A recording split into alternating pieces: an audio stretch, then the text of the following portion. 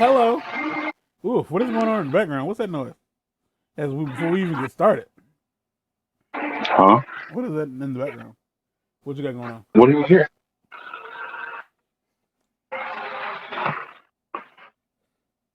It sounds like somebody moving furniture. Someone's moving furniture. Yeah. Like, oh, it sounds like somebody's moving aluminum furniture across the floor. So it sounds like scratching. It sounds like dragging. I don't know what you're hearing. Like, if that's my fan, that's kind of ridiculous. If it's your fan, it's not consistent. Like, it's fine now. I'm not worried about it. Hold Let on, me. hold on, hold on. Can you hear now? Yeah, this is the video. Like, we're gonna start here in a minute. No, I still don't hear it. Can you? No, I still don't hear it. No. Okay. I might have just had a stroke. Who knows? Possibly Uh, because it was self-fulfilling it's prophecy. I always expect every. uncomfortably quiet. It's self-fulfilling prophecy because every time we record, I expect something to go wrong. But this is like the third or fourth video me and you have done, like recording session we've done where we didn't talk about anything at all relevant to like life. I didn't play anything. We were just talking. So this video is called "Quiet on the Set," a reaction thing because I don't do reaction videos, and like you kind of need to like this would be a lot better with cameras and like having us on camera and actually talking this out podcast style. He does not do cameras. He does not do being on Nope. camera. I'm not really interested in being on camera because that would mean I'd have to get dressed and lose like half a person, which I don't want to fucking do right now. I'm not in a position. So for those who don't know, I don't know when this will go out. I'll try to get this out by Saturday. Um, the quiet on set, the indagation discovery, 4-part miniseries on the allegations and such behind what effectively would become the Snyder's Bakery um production thing at Nickelodeon. That's what they did. They wrote a thing. They filmed it. They invited old cast members from Dan's old shows to come and discuss some of the allegations and such. Now, Numerous here has seen it more recently than I had, which is wild because I watched it last night. I watched it a day after you. Yeah, still more recent. Um,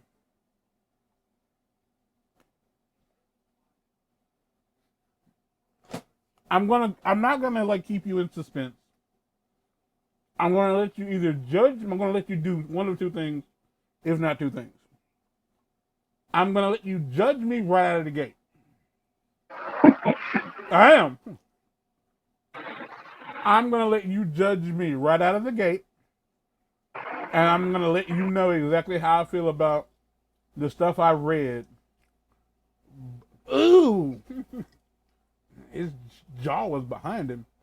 Um, I'm gonna let you. Did I say red?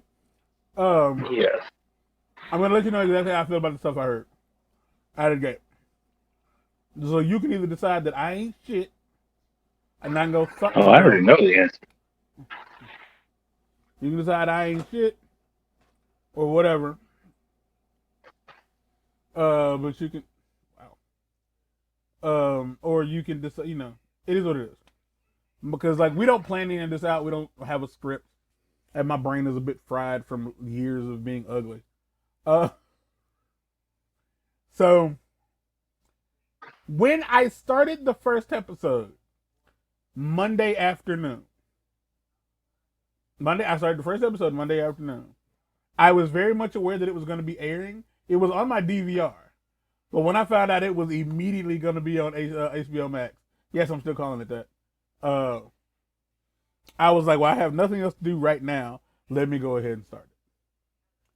I told Breeze that yo, it's gonna be on the thing. You can watch it.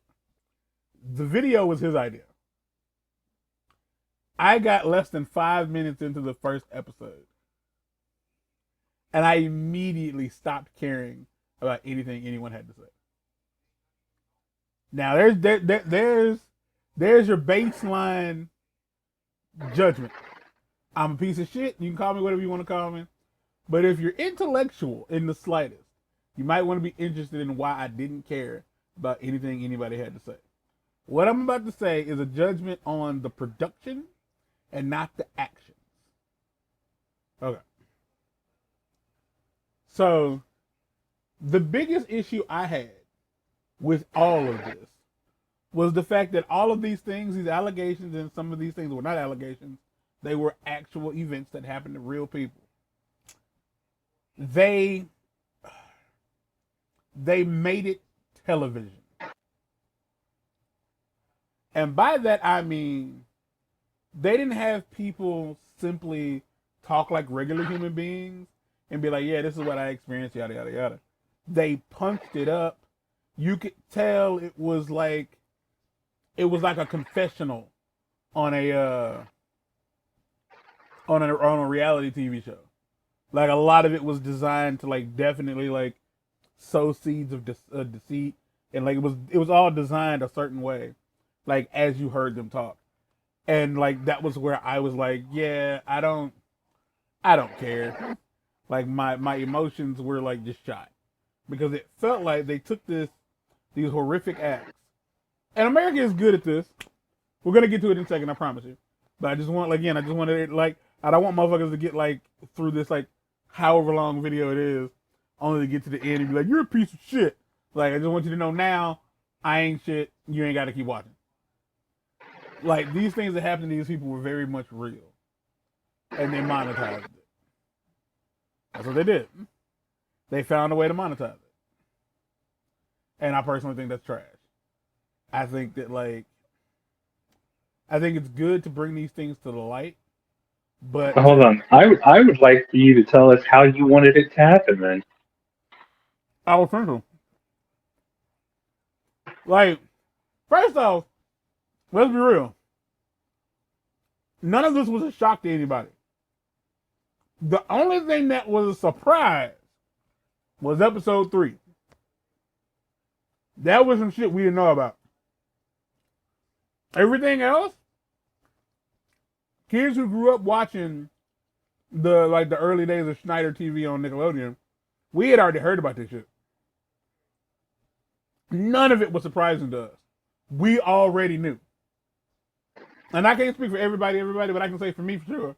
I had already been made aware of how a lot of his kid shows. Hold on. You remember back when me, you, and Mark all lived in the same town? That was a weird sentence. You remember how we used to watch iCarly? And we noticed that every one of Miranda's outfits found a way to highlight her titties. Oh, her little bra situation. Yeah, it would always be a double shirt. There would be a bright colored shirt under something dark, and the top layer would always be like a bustier that would highlight her breasts. Like her titties would sit on top of it. Now, mind you, she ain't well endowed, but titties is titties. That's all I can get it. Titties. T to the I to the double T, I to the E, S. Yes, that's titties. Titties.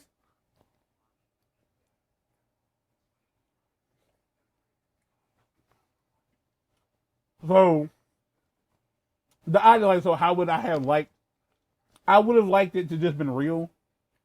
A lot of it felt scripted. A lot of it felt like the people were told to speak about things in a particular way. I didn't feel like it needed dramatic pauses, musical stings, and I definitely felt like it would have been more fair to only speak facts instead of opinions. Because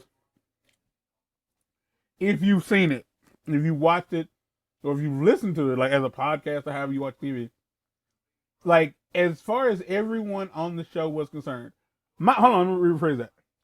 All the adults, the kids never really seen. Well, we'll get to it. All the adults made it seem like I almost said Harmon. Dan Schneider was the world's worst person. They made it seem like he was. Um, they definitely made it seem like he was the one in control of everything. They made it seem like he was the guy that, like, he was just this monster, just this horrific creature. And at the end of the day, like, Dan wasn't arrested. Like, Nickelodeon claims that they investigated his the claims that were made against him multiple times, and nothing happened. Like, he didn't get arrested. Like, no formal charges were filed against him. Nothing like that. But, like, the first 2 episodes for sure painted him in the worst light possible. Like, But here's the thing: just because there's no arrest record doesn't mean he wasn't a monster. no. Like, here's the deal.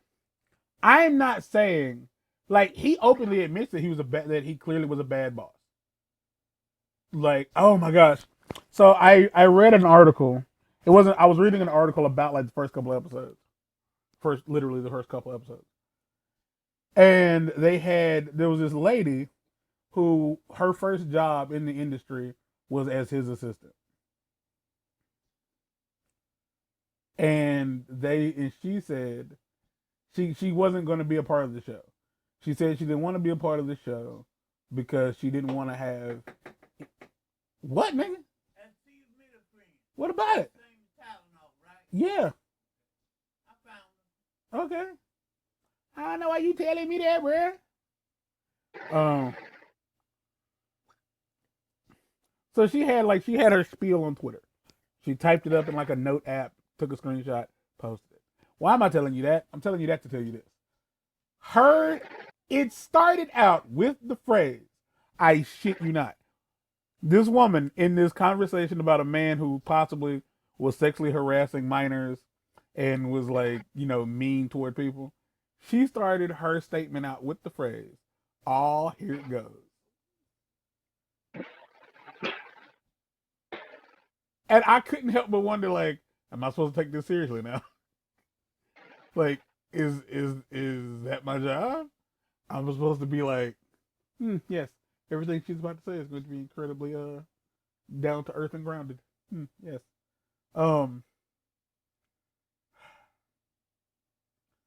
I feel like so, like, with all that opinion out of the way, we're, like, almost 15 minutes in. I'm gonna let you start because you're gonna have better things to say. Why not? No. I've been You're talking gonna for 15. finish what the freaking statement said. Oh, she said he was a fucking asshole. Oh, she said straight up. Like, she said, like, a lot of the things that these women were claiming about him, she didn't experience any of that. But as far as, like, him as a boss goes, like, no, he sucked. She claims this man gave her so much anxiety and stress, it caused a heart arrhythmia that she had to have surgically fixed.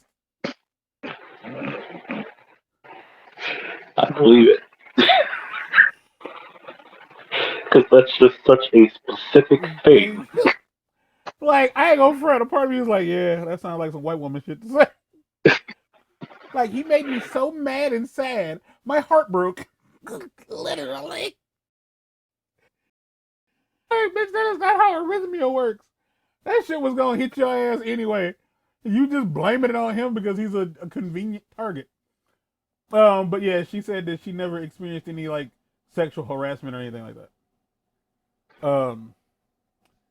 And, like, the same article, like, included other people's takes on Twitter, including one person who said, like, just as a reminder, Dan Schneider wrote Good Burger, a movie about a movie about how food is better with sauce on it. And they included 2 scenes, like, one scene where it's like, where this girl was talking about, like, it's the scene where Dexter, that's his name in that movie. where Ed, Dexter, and Monique go out with Roxanne. Uh, After Roxanne has been hired by Mondo Burger to get the Good Burger special sauce recipe, and they point out like in that scene, Roxanne goes, "You know what would be good on this corn dog?" And Ed replies, "A turtleneck." And I'm assuming that's supposed to be a dick joke, but at the same time, like, you are looking at this through the lens of an adult. You are 100% looking at this through the lens of an adult. Dan, in his in that statement that he released with Tebow of all people, that's not his name, by the way. But he You ain't can't tell me that man's name ain't Terrence Bow. Terrence Bow. That's his. That's not his name, but that's his name. Oh, and that man got legs like God. I watched the whole 20-minute video. I can't stress to you enough. Their chairs weren't far enough apart. Because Dan is like knees. like Dan isn't a super duper tall guy. Super duper tall guy. But the guy Tebow, he's stupid tall. Like his legs reached all the way across the set. He was wearing dress shoes because when black people dress up, we dress up. So he had on like these. He got long ass feet on top of everything. This is not relevant to anything. I just thought it was interesting. It was like y'all could have like spread the set out a little. At the very least, y'all could have angled the chairs. But no, Dan admitted like that he said that like when Tebow when Tebow asked him, that's not that man's name, asked him about the when he asked him about like the jokes that were considered sexualized, like unlike everything else that Dan was like, yeah, I shouldn't have done this, or I really wish I hadn't done that. He said like, well, these people are looking at these jokes from the lens of an adult. And like as an adult, yeah, you can 100% you can find sexuality in almost everything because that's just the nature of being adult. Like when you discover sex as a preteen or a teenager, your innocence is shattered. Like words have new meanings and like actions have new meanings and stuff like that. And Dan said the reason he wrote the stuff the way he wrote it was because it was funny to kids and mostly only to kids. Like it was just funny. So like the turtleneck joke, I can see where somebody would be like, that's a foreskin joke. Like, yeah, but what 5-year-old gets that? Like turtleneck. Like we ain't even in the same conversation anymore, are we? Huh? Like me and you, we are having two separate conversations, aren't we? I just responded like a 5-year-old would have responded A to a title. turtleneck being said. Did you said turtleneck? I thought you said title match. No, I don't care about getting my title back. You're not getting your title back. Roman has it, and it's his forever. Roman Reigns will kill you before he even accepts a contract signing for a title match.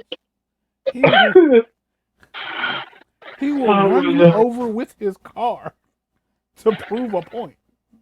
This was the commercial break. Yeah.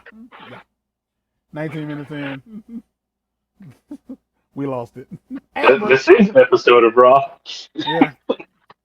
So Dan was like, no, like my jokes weren't explicitly designed to be outstandingly like sexual or graphic. They were. He's a liar. Of course he's gonna say no.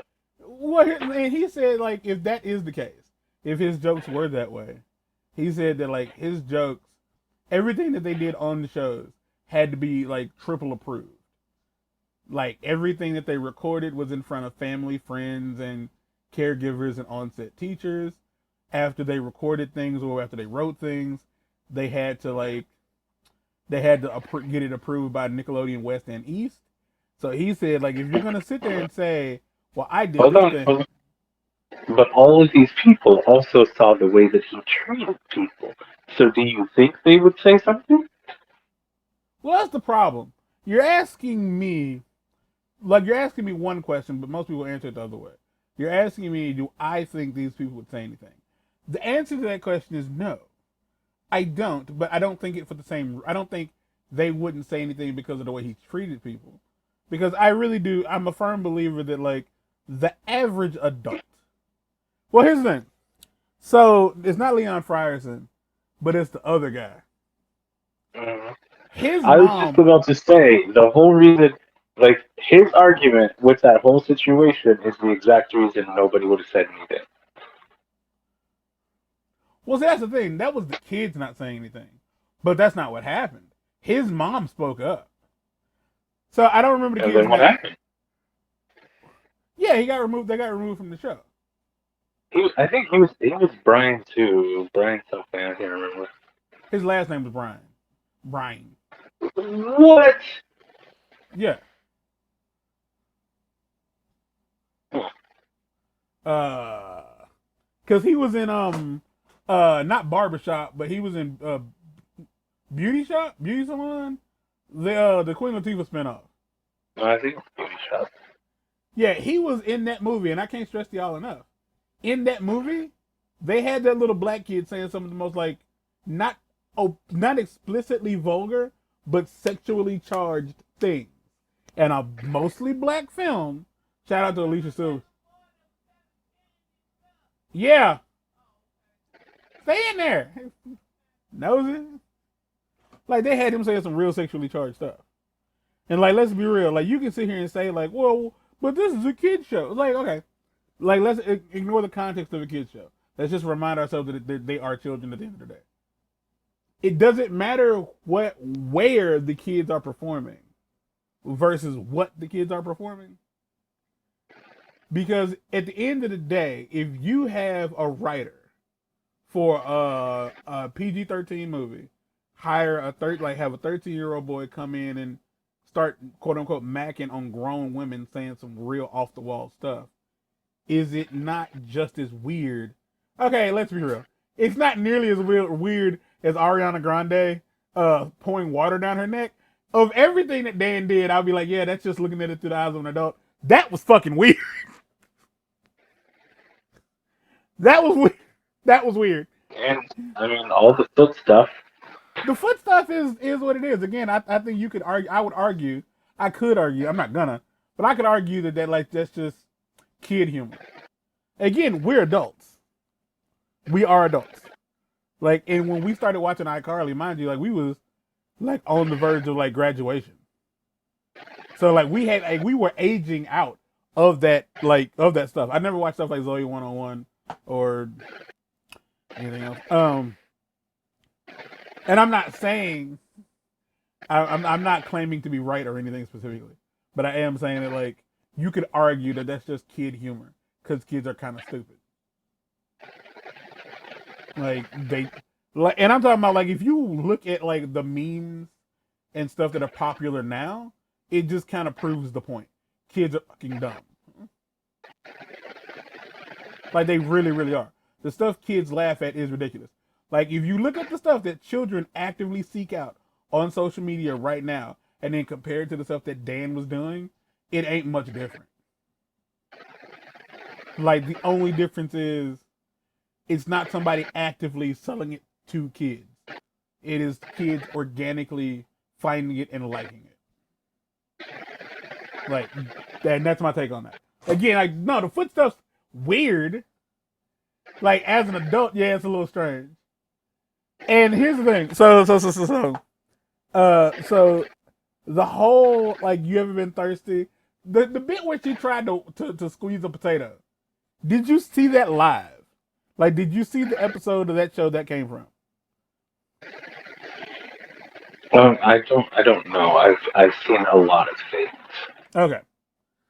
So Also, I think that was they did like an they did like an online version of the show, like an online accompaniment with yeah. the show.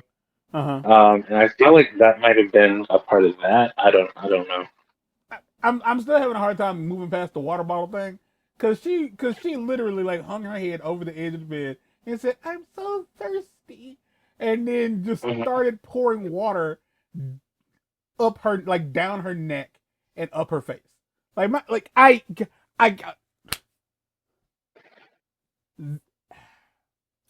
I am lenient with a lot of stuff. I can accept that I don't find things funny, and it's funny to somebody else. That shit wasn't funny. Like that was just fucking dumb. Like it wasn't funny at all. It lacked any kind of comedic properties. Like if the idea was like this bitch is stupid, then okay, well then I get it. But ultimately that bit wasn't funny.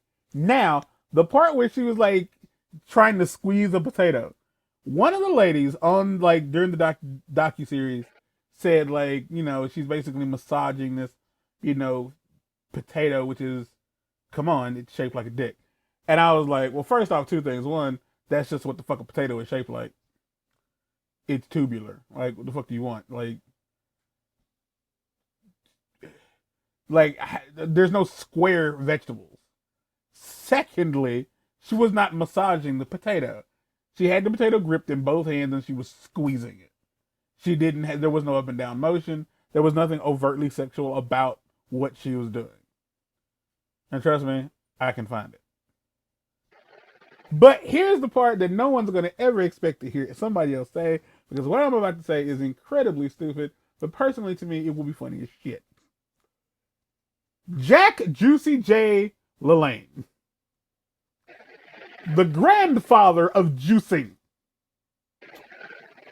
who did not live to be 100 years old, even though he claimed that he could help you live to be 100 through his juices.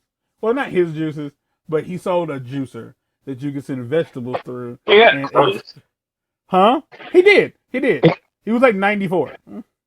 He got close, but he legitimately like he offered like he claimed that through the power of juice you could live to be 100, like just straight up. So he was wrong, but in one of the infomercials that Jack Juicy J LaLanne did, and guess I'm gonna say his entire name every time, probably not. He this shit is so stupid. He took 3 carrots and he gave them to the co-host, and he's like, "Go ahead, squeeze those." And this silly bitch proceeded to try to squeeze these carrots, and he was like, "You getting any juice out of them?"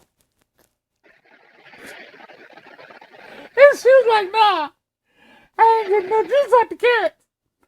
And so then he took the carrots, put them in the juicer, and proceeded to juice the carrots. I lost my goddamn mind. Like I did. Like, and I'm just saying, when Jack LaLanne did it, it was fine. But Ariana Grande tries to juice a potato, and it's a big old problem. I bet that was their highest selling day. I don't know, man. Cause like I saw like the infomercial is one of those like studio audience infomercials. There were like seven. There were like 7 people. It was like super super small, like super duper small. Um, if I'm not mistaken, I think you can still buy a Jack LaLanne juicer because your stupid ass just won't get a blender for whatever reason. Um, and it's kind of the thing I found so interesting is like during that infomercial, the lady like she juices carrots, right? And then he tells her to drink the juice, and she says it tastes like carrots.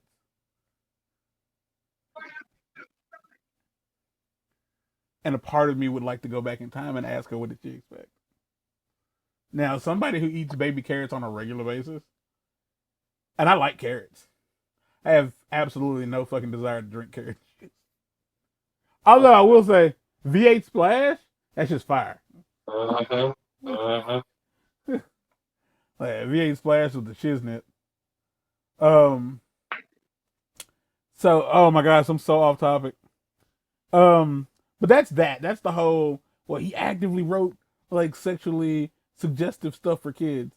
He says he didn't. He openly says that like, nah, that's not the case. Like a lot of this stuff was like, it was stuff that was funny to kids. He acknowledges that he made an environment that made it hard for people like Hurth. Oh goddamn, the black boy who was not Leon Frierson. No, his name was Brian Hearn. That was it. Brian Hearn. There we go. He said because like Brian Hearn, he said his biggest I think he had two major regrets when it came to like recording anything. He said like they had a bit where he was the youngest rapper, and like the bit was like he was a fetus rapping from inside the womb, and he said that the thing about it that sucked was that he was basically growing, as a man, and so this like No, leotard. that wasn't him. That was Leon. Was it? Okay. He was the charcoal comment. Oh yeah. No, I thought that was the same. That was the same bit. Nope. Yeah, it was. Nope. Leon was the one who had the leotard issue. Because I remembered back and I was like, holy crap, he did play a lot of superheroes. No. You're right and wrong. Yes. No, I'm right. And Leon wrong. was the one who had the issue with the leotard. Yeah. And so did Brian. Because like to play the fetus, they had to put him in a nude leotard. Yeah, and that's why the charcoal comment got brought up. Exactly. But because it needed to match him. Yeah. But he said he had a problem with the leotard because his stuff was kind of like bulging out. He was in fetal position. You couldn't see anything. Not when he wasn't on camera. Nah, that was Leon. Leon was the one who was talking about growing. Both of them said the same shit. We can go back and watch it. We can go back and watch it. If I'm wrong, which no one's made it. I can find it. I can find it. Yeah, you probably can. But what I'm saying is, like, I remember Leon saying that, like, he didn't like Ear Boy. Oh yeah, Ear Boy, like the nose boy, big nose boy. Which I guess you could argue that that's slightly racist, but like I think it would have been more. You know what? I won't be the one. I will not point out what would have made that more racist. But he pointed out that like the noses on his shoulders. I don't think he said anything about that character being racist. I think it was more just him. No. He didn't. Yeah, he didn't say it was racist, but I am saying that like the whole black people have big noses thing. There's another race that also has big noses, and I'm saying that like you could argue that was racist, and because like him and Brian both acknowledged that like they felt that they were looked over as far as everybody else is concerned. But my question with that is, this is gonna sound like a shitty thing to say. Maybe you weren't as talented as you thought you were. Because that's not a fair situation though. How do you figure? Because I mean, what they experience is a thing that happens. No, I'm not saying. I'm not saying. What's her name said she knew she was token. Like the token black girl. Yeah. Yes, you're there. You're there because you know why you're there, and so you do the best to be the reason that you're there. And I mean, there's probably a reason why you didn't see a whole lot of white guys in this documentary, because perhaps there were special things happening for them. Yeah, but the reason I say like you could argue that they just weren't as good as they thought they were is because there were other black males that did do fine, and there were definitely other like black actors and actresses that like thrived. Like as far as, cause I don't know if Ned's Declassified School Survival Guide, I could just say Ned's Declassified. I don't know if that was a Dan production. No, it wasn't. Okay. They're actually being investigated. They're being ripped apart on the internet because they live streamed themselves watching it and making fun of the situation And then they had to come out and be like, well, that just wasn't our culture on our set because Dan wasn't running their set. It was That was not different. while we were giving you shit. Not at all. We Yeah, were. well, they were talking about during the documentary. That's why they had the reactions that they did. And then even Drake responded to it. He said, "Wow, Ned the classless." He really needs to stop talking. Yeah. Like, if somebody's watching this and you know Drake Bell's Twitter handle, clip this next bit. Drake, please stop talking. No, yo. So the first clip that they showed with him after he sits down in the chair, Episode 2 or 3, and because episode 2, episode, I was lit. When episode 2 came to an end, you talking about somebody who was geeked for the next episode? I was geeked for the next episode. no, so in episode 3, when they start showing old clips of Drake, and literally the first clip they show of him is him saying that his rock song was currently #1 in Mexico. That's when everything made sense to me. I'm listening. Wait, because that Because dude, because there that was, dude. huh? Wait, no, go ahead. No. There was a period specifically when he was going through, his stuff, when he changed his name to Drake Campana because Campana is bell in Spanish, Uh and huh. he moves to Mexico because he's so popular in Mexico. And Oh, when I saw that, I was like, and now it all makes sense. It all came full circle for me in that moment. I didn't know that was a thing that happened. I didn't know he changed his name. I didn't know he was living in Mexico. I mean, me and Drake Yeah. have been friends since like middle school, but we fell off. I just Hmm. didn't know. Yeah. That's wild. So something that oh man, I'm just gonna get vilified. I'm gonna be vilified, and it's all to the good. The first episode, the two female writers that Dan hired and had them split a salary. He says again he's not in charge of any of that. He said 100% he's not in charge of who gets what. He doesn't Lies. know. I look. He said he wasn't in charge of it. He wasn't writing paychecks. Lies. Lies. Okay. Now my question He is, was the freaking showrunner, which means he knew everything that went on. He approved everything that went on. He hired every person on that show. yeah, but he doesn't. He didn't. He still didn't pay him. He was in charge of all of it. That's how it works. When you're the showrunner, you run the show. All right. Now say I can't say that that's true. It don't sound true because at the end of the day, I can. It's a freaking industry I've studied. It's a job that I want. I know for a fact that it's true. so like, okay, well, I'm gonna just straight up say that's stupid because he could promise people money and Nickelodeon could be like, nah. Like Nickelodeon at the end of the day, And then he goes back and he renegotiates. So he knew from the jump what he was doing. either way, he said that he wasn't in charge of what people got paid. Lies. He wasn't. I'll give him benefit of the doubt. I'll give him benefit You of the doubt. that sounds like that's all you're doing. What do you mean? What else am I supposed to do? I don't know that motherfucker. Like I don't know him. I'm not going to bat for him. But I mean, even he said he was a crappy boss. So Yeah, don't. There are no grains of salt.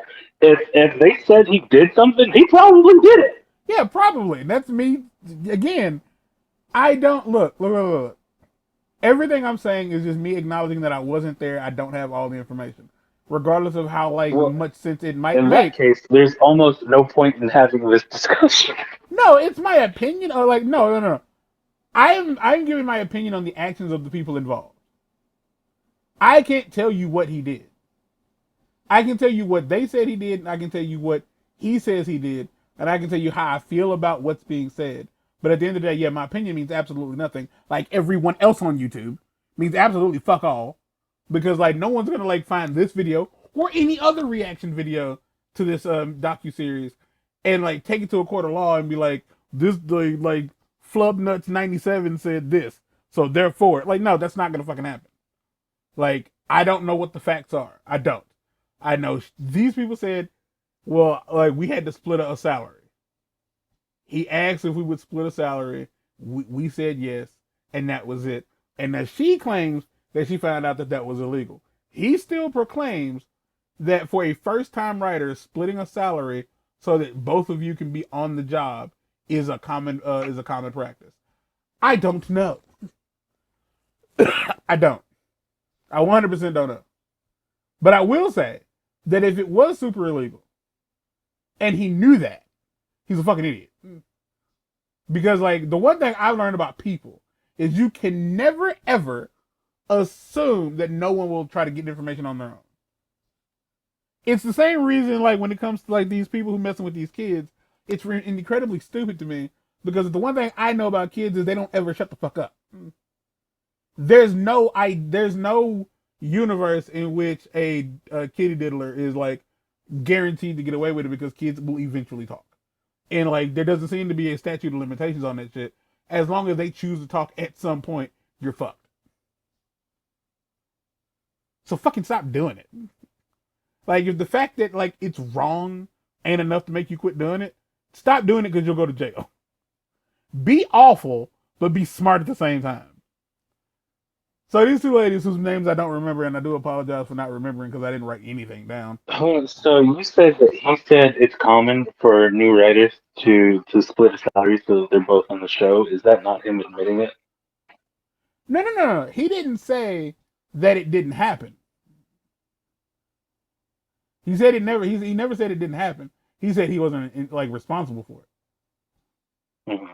Like, he's claiming that it's a common practice, and like, so like it's, and he said like he proclaims he's worked on shows again in like after that where he did the same thing where it would be a man and a man or a man and a woman, as long as they were new writers coming onto the show, both of them could join as long as they were willing to split a salary.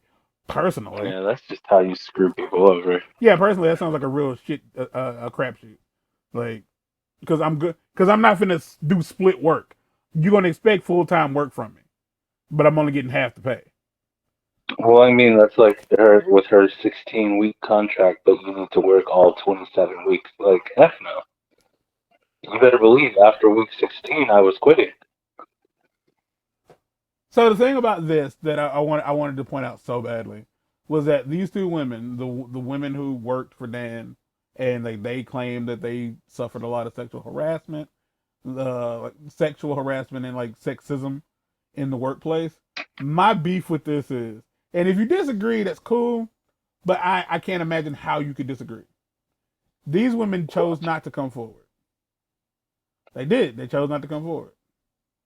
Like, One they of them didn't. filed a lawsuit, Yeah, but like, and Nickelodeon settled, yeah, but okay. which is almost pretty much admitting guilt. Nickelodeon settling doesn't necessarily is not admitting guilt, because they'd have to know But what was going on. it's an unwritten rule.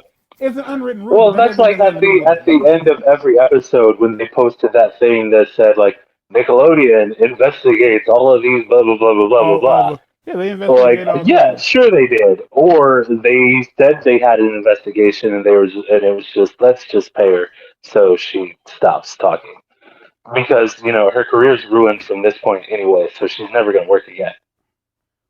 So again, the problem with all of this is, like, for me personally, like, I feel like I came from nothing. I can go back to nothing.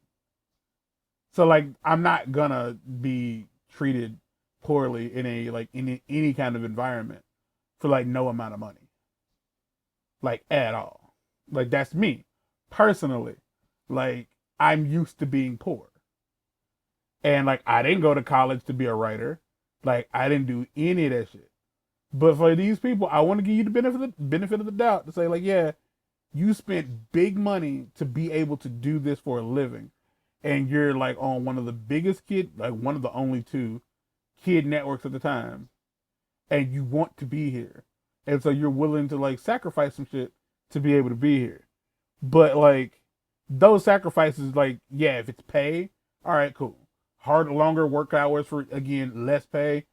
All right, cool. You can like prove that like I want to be here and I'm doing big work. But when it comes to like sacrificing your dignity or like the dignity of your fellow like human, like you have to make a decision at that point. And if you choose money over, and because it's money, at the end of the day, it's money because like this is like it's not a hobby. Like you are getting paid to do this thing, but like it's as soon as like the first thing like popped off, I give you points for being like I understand if you're like, well, you know, maybe it was just a bit. But when this motherfucker kept doing the shit, like I've been giving Dan the benefit of the doubt for a lot of stuff. A lot of shit, if any of the shit they said is true, like ain't no fucking benefit of the doubt here. Like, dude, you were trash. You weren't trying to be funny. Like you were actively problematic. You were actively assaulting people. Like the whole like asking people to give him neck rubs and massages. I give you points for that. Like okay, like That was confirmed by multiple people. yeah, like that's like I'd argue that's weird. But motherfuckers being like, yeah, he would call people from costumes and be like, come down here, rub my neck while I'm on set. Like, motherfucker, which is the word I have to use instead of the word I'd like to use. Motherfucker, hire a masseuse. Like, what kind of money are you getting from Nickelodeon? He didn't want a masseuse. No, He he wanted wanted to someone flex his he had power. power over. Yeah, he wanted to flex the power. I get that, but that's what I would have told a motherfucker. Like, motherfucker, like I got shit to do. Sure, maybe you would have gotten away with it. I Probably probably not wouldn't. because you're black. Yeah, I Now, wasn't getting away with here's it. the thing. At the same time, you have to remember this is the freaking mid late 90s, yeah. '90s, early 2000s when it was pretty much night and day. Even like that wasn't even that long ago, and the environment for the way women were treated in entertainment was the exact opposite of today. There was no Me Too. Women did not speak out because if they did, they would have been blackballed. And it didn't matter that they didn't at the time; they were still blackballed just because of the type of person that he was at the time. I feel Like like the one girl went back to her temp job after unceremoniously just being fired. Like it, it was kind of ridiculous, and he was, being honest, was running pretty much a good old boys club. and again, I won't put it on him specifically because there were people who were letting him do the shit. Like, cause like everybody, cause like was talking to Jay about Well, it. because he was making, 'cause like you said, it all comes back to money. He was making Nickelodeon money, so of course Yeah, they're gonna let him get away with it. but that doesn't like that doesn't free them of the charges. Like, I get why he had the freedom to do what he was doing. I get that, but I don't care. Everybody above him is guilty for the things he did because they let him do the shit. Including him. No, yeah, 100%. Because he was making the decisions to be. The fuck was that? He sounded like a goddamn wolf. Um, no, he Dude, what are chose. you hearing? It was in my house. Calm down. Calm down.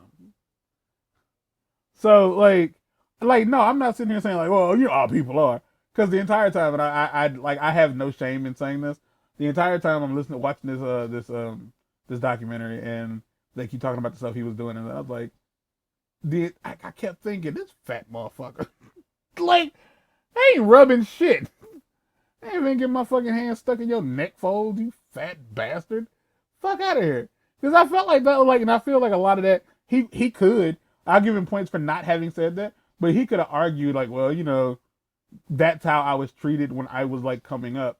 And, like, you know, in the film industry, like, I was the fat guy. I was this, I was that. You know, I was used to play down for, like, the character, like, for my actual personality, like, personal physical traits and stuff.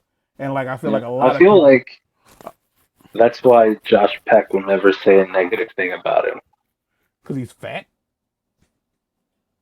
Well, because I feel there was probably some type of kindred spirit there. Oh, okay. Wow, because, okay, so me and Josh are the same person. Because as the fat kid, I'm still like, yeah, you fat fuck. Like, no, that's not cool. Like, But at if the you, same time, Drake won't say anything negative about it either. But Drake has that whole white male thing going for him. well, to be fair, Drake said that I want to talk about the Peck dude. Because, like, the fact that this dude's No, name, where the next part two is Amanda Bynes.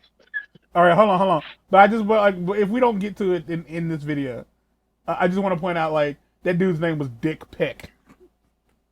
Shut up. What time is it? It's 11:08. 11. Okay, you got a few minutes before I take my loopy pill. Come on, son. That dude's name was Dick Peck, and he turned out to be a pedophile. That's the funniest shit ever.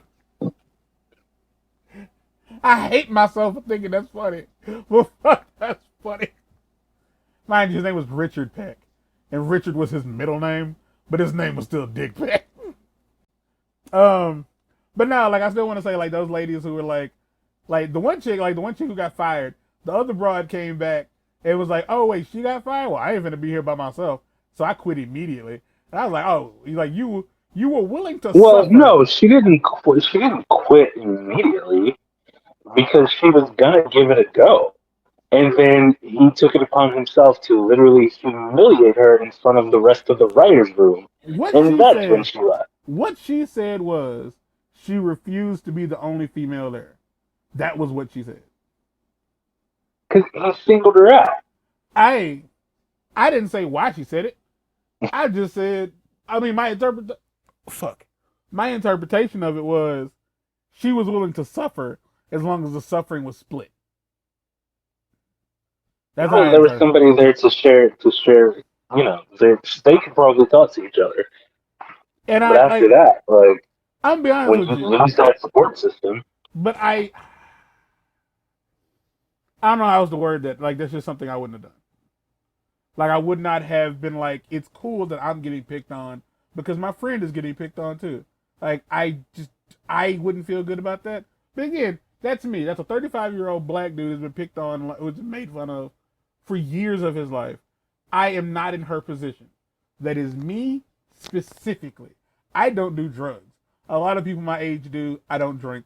A lot of people my age do. I am not the catalyst.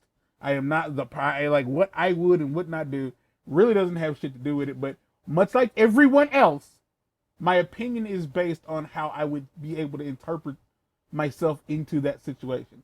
And in that situation, no, fuck it, I'll not have the job.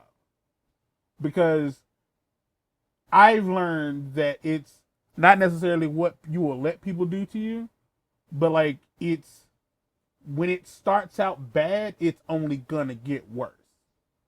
Because when he walked in and he was like, because this motherfucker just straight up told them, according to them, straight up told them that there were no funny women writers.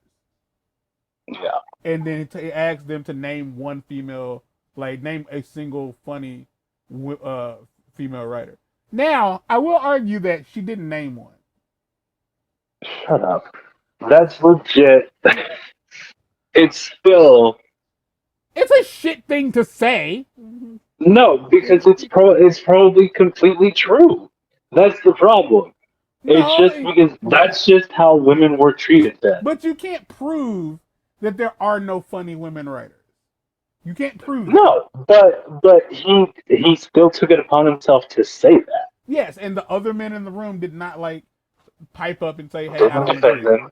Yeah, not at all. Didn't defend them in the slightest. And once again, because they said all the rest of the room was all white males, you notice none of them decided to participate. Why? Because they were probably treated well. Yeah, Because yeah. even the editor lady, what happened? He overworked the crap out of her. She went to the hospital. He still fired her and replaced her with a white male. And I like, and when it comes to all this shit, like, I want to With say, no like, experience. That's the thing. Like I can't help but say like, yeah, at the end of the day, like in a situation like that, can you risk like, you know, taking chances on what you don't know? Because you could argue that that's all it is. Is like they're going for what they know. Like in their experience, these kinds of people are funny. Cause like okay, like it's like if I was writing a black TV show, and so you walked in the room and was like, hey, there's no white writers in here. Like yeah, because it's a black TV show. Like, are you trying to say that white people can't write for a black show? No. Well, What I'm no, it's usually the opposite. I said me. Yeah, I know, If I was but hiring people, in reality, it's usually the opposite.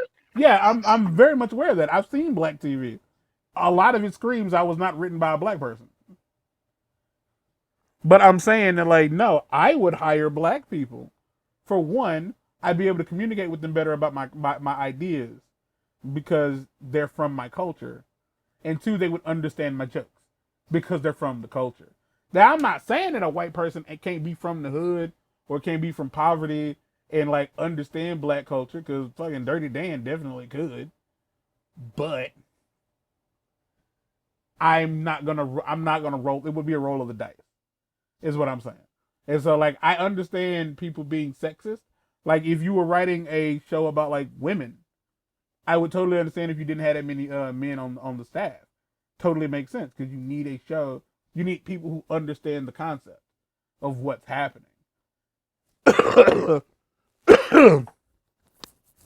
And that's my opinion.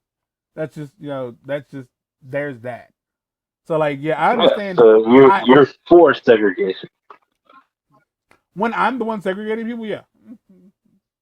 Like when I do it, it's not wrong because it's making me happy. That's a bit.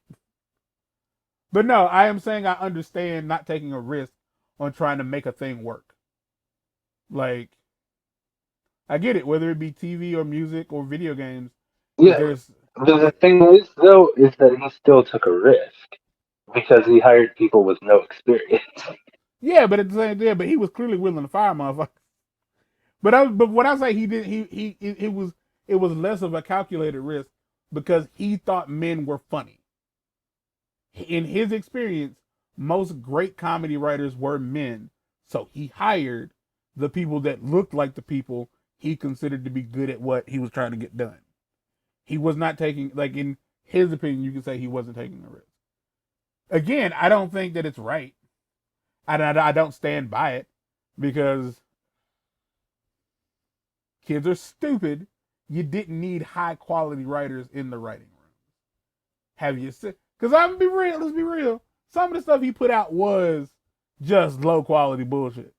Because it didn't have to be, you know what I'm saying? It didn't have to be always sunny. Some of it was just, it's Keenan and Kel. It's all that. It's shows for like tweens and teens who don't have like a refined sense of comedy.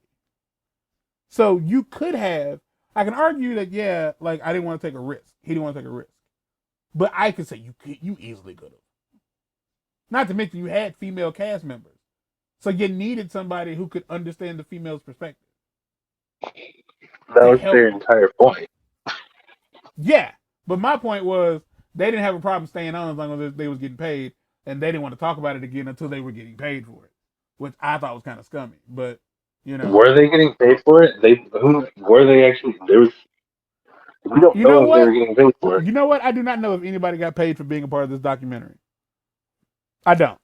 But they were on like one of the bigger like true crime channels that there is. So if they didn't I get would paid for it, argue that Vice is more popular when it comes one to of the exposes. one of not the one of as in like top 10. Nobody talks about ID documentaries though. Plenty of people. Well, ID in It's general. all Vice.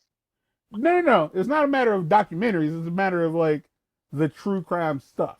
Because ID Discovery is like, well, Investigation Discovery is just true crime stuff. Like that's all it is. Was this So a true crime documentary? it was partially true and mostly crimes. So I'd say yes. Hmm. Like no one died. Well, hold on.